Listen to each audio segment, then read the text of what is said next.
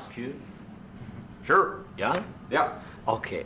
So he occupied our parts, big parts of Ukraine, part of East and Crimea.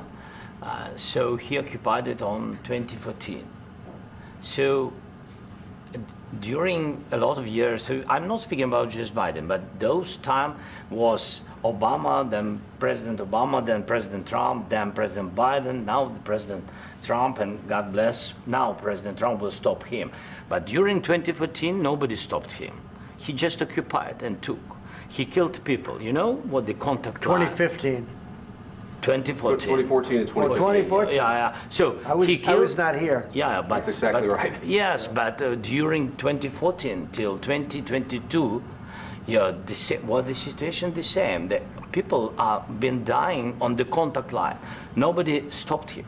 You know that we had conversations with him, a lot of conversation, my bilateral conversation, and we signed with him, me, like a new president.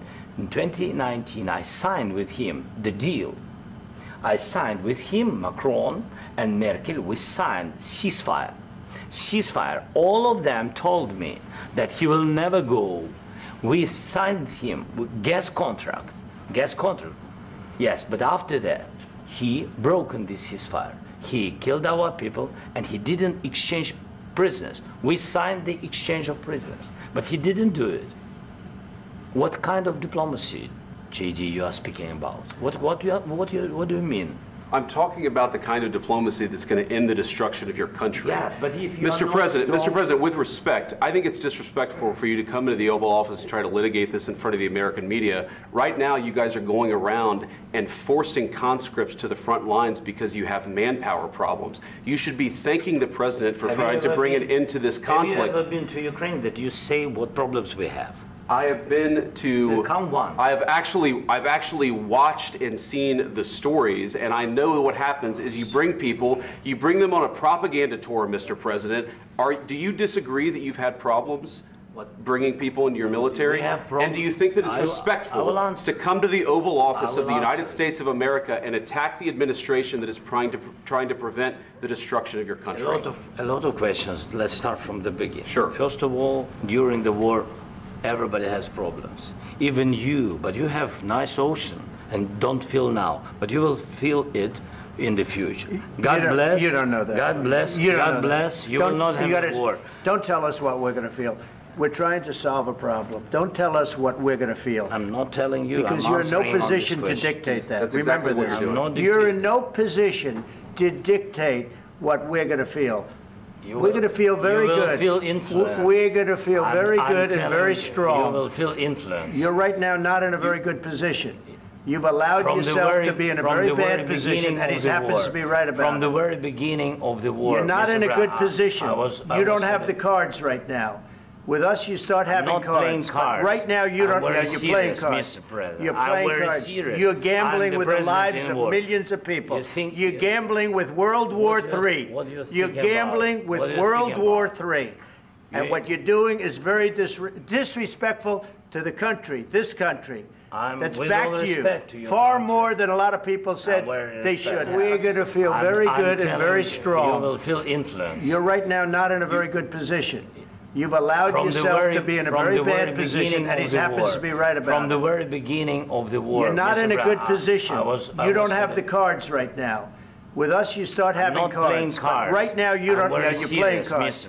You're playing cards. You're gambling with the lives of millions of people. You're gambling with World War III. You're gambling with World War III.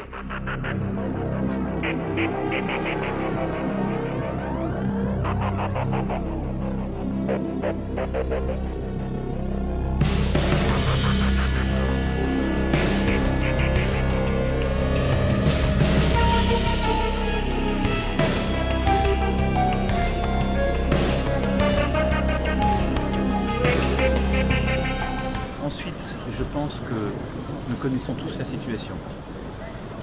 Il y a un agresseur qui est la Russie. Il y a un peuple agressé qui est l'Ukraine. Je pense que nous avons tous eu raison d'aider l'Ukraine et de sanctionner la Russie il y a 3 ans et de continuer à le faire. Et quand je dis nous, ce sont les États-Unis d'Amérique, les Européens, les Canadiens, les Japonais et plusieurs autres. que c'est cela. Et qu'il faut remercier tous ceux qui ont aidé. Et qu'il faut respecter ceux qui, depuis le début, se battent. Parce qu'ils se battent pour leur dignité, leur indépendance, pour leurs enfants et pour la sécurité de l'Europe. Ce sont des choses simples, mais elles sont bonnes à rappeler dans ces moments-là. When you see a US president acting in that way with another world leader, surely that changes the game for any other world leaders who are looking to interact with him when you see this unprecedented sort of behaviour. What we'll do is determine Australia's position. And Australia stands with Ukraine. And there are many, of course, in the Ukrainian community here as well that I've engaged with for a long period of time now. They're going through, including people who have fled the conflict. The people of Ukraine have suffered greatly in defence of their nation and their national sovereignty.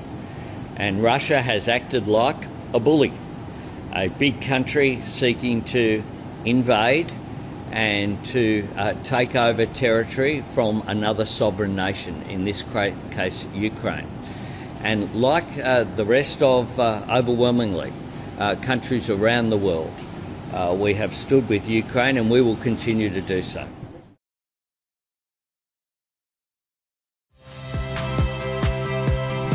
Saya Rahmat Ibrahim. Saksikan program-program Kompas TV melalui siaran digital, pay TV, dan media streaming lainnya. Kompas TV, independen, terpercaya.